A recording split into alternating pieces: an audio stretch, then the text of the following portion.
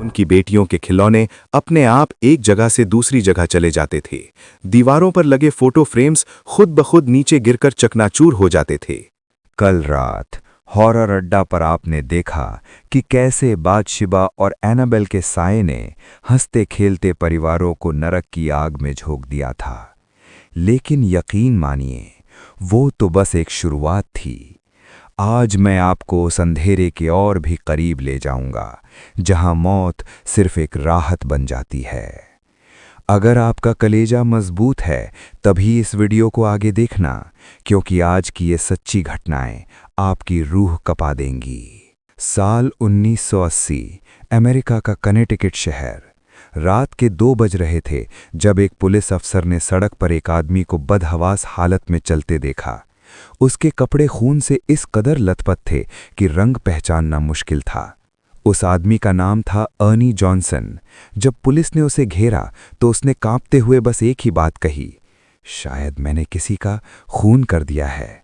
लेकिन ये कोई मामूली कत्ल नहीं था। इसकी कहानी शुरू हुई थी कुछ महीने पहले, जब अर्नी अपनी मंगेतर डेबी के साथ एक पुराने और सुनसान किराए के घर में शिफ्ट हुआ था।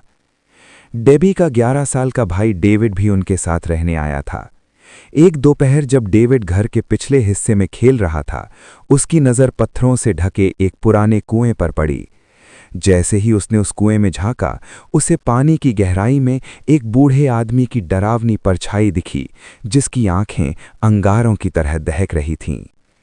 उस रात जब डेविड सोया तो उसे महसूस हुआ कि कोई अदृश्य हाथ उसका गला घोंट रहा है। उसे कुएं से अपना नाम पुकारने वाली फुसफुसाहट सुनाई देने लगी। डेविड जैसे किसी सम्मोहन में कुएं की तरफ खिंचा चला गया। जैसे ही वो वहां पहुंचा, कुएं के भारी पत्थर हवा में उड़ गए और कई काली भयानक आत्माएं डेविड के मुंह के रास्ते उसके शरीर में समा गईं। अब डेविड वो मासूम बच्चा नहीं रहा था। वो अमानवीय आवाज़ों में चीखता, हवा में उछलता और चर्च के पादरियों को देखकर खूंखार जानवरों की तरह दहाड़ता। अर्नी से अपने भाई की ये तड़प देखी नहीं गई। एक रात जब मशहूर paranormal expert Ed Warren David का एग्जॉर्सिज्म कर रहे थे, तब अर्नी ने चीख कर उस शैतान को चुनौती दी, इस मासूम को छोड़ दो और अगर दम है तो मेरे शरीर में आओ। शैतान ने अर्नी की चुनौती स्वीकार कर ली। कुछ ही दिनों बाद वही अर्नी जॉनसन पागलपन की हालत में अपने मकान मालिक पर टूट पड़ा और चाकू से 22 बार वार करके उसे मौत के घाट उतार दिया। अदालत में वॉरेंस ने गवाही दी कि अर्नी बेगुनाह है, उसे उस डेविल ने पजेस किया था। पूरे अमेरिका के इतिहास में पहली बार the devil made me do it की दलील दी गई, जिसने कानून के पसीने छुड़ा दिए। लेकिन शैतान की ये भूख दुनिया के दूसरे कोनों तक भी फैली हुई थी। हॉरर अड्डा के दर्शकों, क्या आपने जेसिका नाम की उस नन के बारे में सुना है? जेसिका जिसने चर्च की सेवा में अपनी जिंदगी लगा दी थी, लेकिन उसके शरीर को एक प्राचीन शैतान ने अपना घर बना लिया था। रात के सन्नाटे में जेसिका चर्च के अंधेरे कॉरिडोर्स में बिना किसी रोशनी के दीवार से चिपक कर चलती थी। उसकी आवाज़ बदल चुकी थी और वो किसी खूंखार दरिंदे की तरह चिल्लाती थी।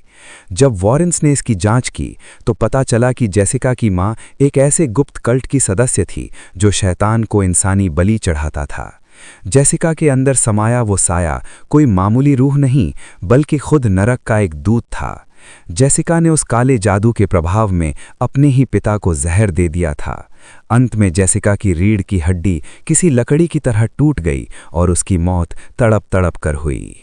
खौफ का ये सफ़र हमें ले चलता है रोमेनिया की उस शापित मोनेस्ट्री में, जहां गॉड एंड्स हियर, यानी यहाँ भगवान ख़त्म होता है लिखा था। वहाँ वैलिक नाम का एक शैतान, जो एक नन का लिबास पहनकर लोगों की रूहें नोच रहा था। वैलिक का चेहरा किसी लाश की तरह पीला और उसकी आंखें पीली आग की तरह जल रही थीं। सिस्टर आयरीन जब वहां पहुंची तो दीवारों से खून रिस रहा था। वैलिक ने सिस्टर आयरीन को गर्दन से पकड़कर हवा में उठा लिया और उन्हें जान से मारने ही वाले थे। तभी सिस्टर को वो पवित्र कलश मिला जिसमें जीसस क्राइस्ट का खून था। जैसे ही सिस्टर ने वो खून वैलिक के चेहरे पर फेंका, वो शैतान चीखता हुआ उस नरक के द्वार में वापस समा गया। लेकिन क्या आपको वाकई लगता है कि वैलिक हार गया? क्या एनाबेल आज भी उस कांच के पीछे शांत बैठी है? याद रखिए, ये शैतानी ताकतें कभी नहीं मरतीं।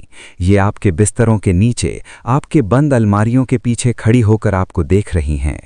ये सिर्फ इंतज़ार कर रही हैं एक कमज़ोर पल का, ताकि वो फिर से किसी को अपना शिकार बना सकें। तो दोस्तों, ये थी हॉरर अड्डा की सबसे खौफनाक सीरीज़। अगर इन सच्ची कहानियों ने आपकी रातों की नींद उड़ाई है तो चैनल को अभी सब्सक्राइब करें। कमेंट्स में हमें बताओ कि क्या आपने रात में अपने आसपास किसी की मौजूदगी महसूस की है।